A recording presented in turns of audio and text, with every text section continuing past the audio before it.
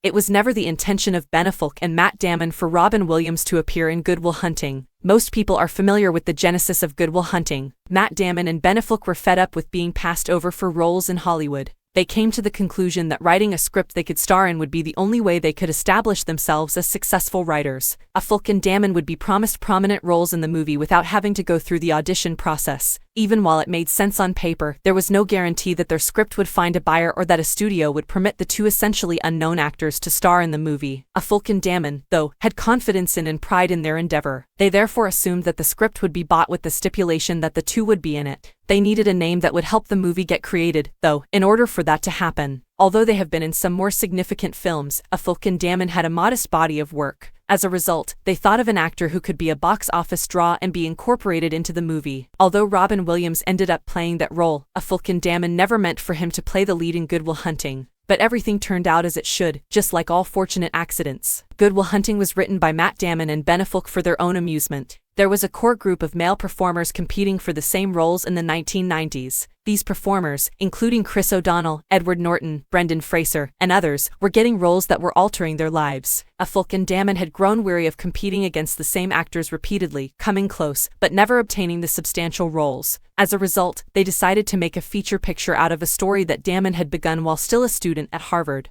A few electives remained for me. In a playwriting class, the last assignment was to write a one-act play. In contrast, Damon said, "I just started writing a movie." I told the professor, "Look, I may have failed your class, but it is the first act of something longer," as I handed him a document that was 40 or so pages long at the conclusion of the semester. In the end, Damon's professor praised the opening act of the screenplay and how it relied on his Harvard experiences. It would take Damon some time to pick it back up, though. But when he did, he turned to Affleck for assistance.